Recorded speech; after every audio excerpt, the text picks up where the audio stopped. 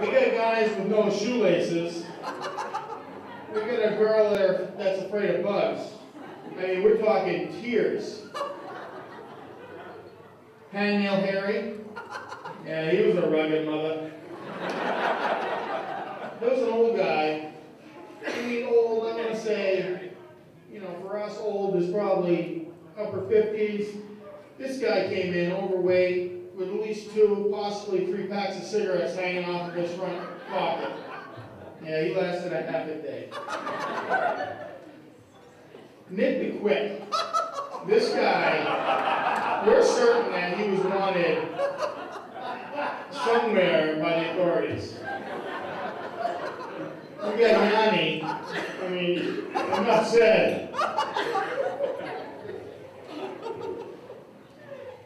Yeah, Dougie, he's always trying to increase productivity. He's got some new ideas this year. And, you know, I don't know if you heard of Edward 40 Hands. Anybody? The drinking game? Well, we turned that into a raking game, a weed whacking game, and a pruning game. You got to get it all done before you get the tape off. There's no peeing, there's no eating, there's no nothing. We have more. We got the edging with the light. That's a must for TLC, the light on the head. Blower, dirt tracer. And then this is one of my favorites. That's the blower with the extended life gas pack. So you don't have to stop every like hour and a half. You can go like 6, 7 hours with that one. Dougie's totally psyched out of his mind about this one here on the right. Multitasking without the crooked neck. And this one, I think we can all use. Driving home late after a hard day at work, a little tired, a little duct tape to the lids. That's all I got. Thank you, guys.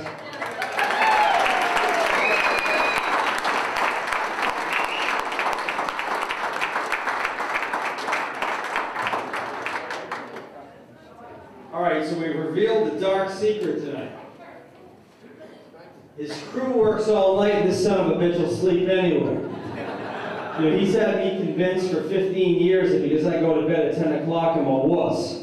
He's sleeping in a frickin' closet on a cement floor, tile floor. He's narcoleptic, for Christ's sakes. Forget about the 15-hour work days. This guy's banging out 12 hours of sleep a day. Sleeping at the breakfast table, sleeping in his truck, sleeping in... Who sleeps in a frickin' laundry room closet? You kidding me? And I counted half of those photos you had your hands on your pecker. Which shocks me because I can't believe you can find that little thing. He's so hairy, Carolyn has to use that to determine which side is the front. It's like a compass. When they're in bed at night and the lights are out, she uses a pepper shaker and a pair of tweezers. Come on, boy. Grabs it when it comes out, just gets it by the end. I had no idea you were that hairy. Actually, somebody told me that they walked on the beach with you once and you left 4 tracks. 2 for your feet, 2 for your knuckles. Doug and I, this is a true story. We went to a Red Sox playoff game, right? Shaved our heads at the game. They had a special. It was a great deal. We couldn't pass it up. For $5, they'd shave your frickin' head bald. Yeah, we gotta do that. So we did it. I wasn't really paying attention. I was looking straight ahead. They shaved my hair. There was like 5 follicles at the floor. They shaved his head. I couldn't even see to the other chair.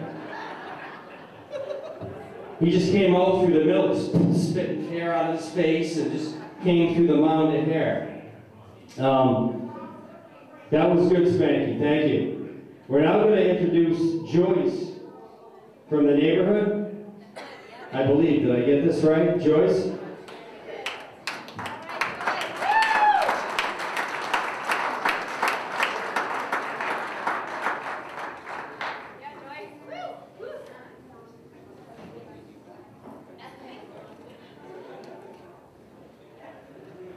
You all need to know that he just threatened me. You are all my witnesses. Where are the rest of my neighbors? Where are my neighbors?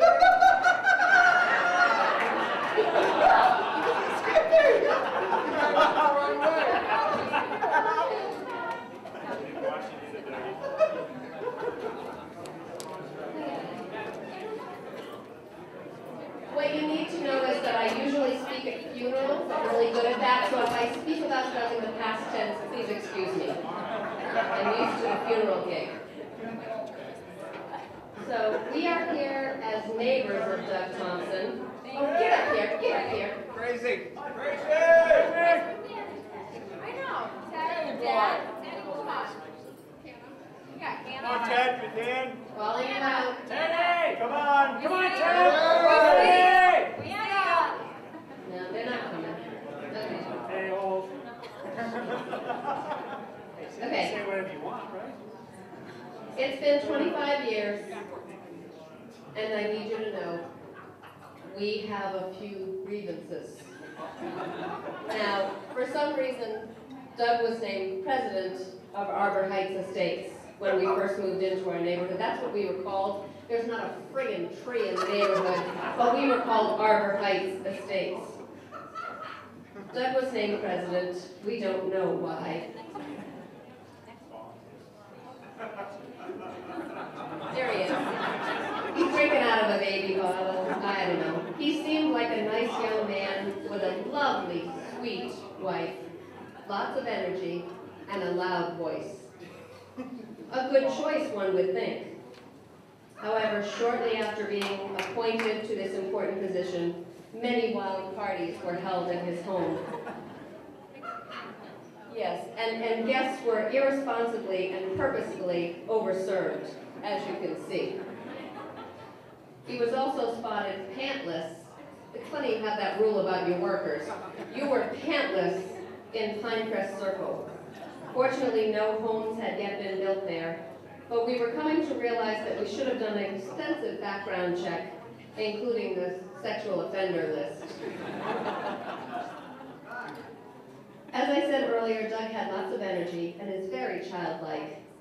He would lead the neighborhood children in games. Unfortunately, his idea of a game was to duct tape the children to trees.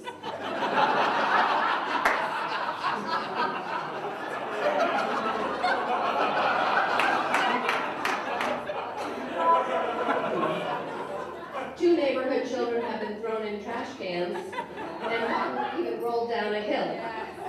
Another of Doug's fun game ideas.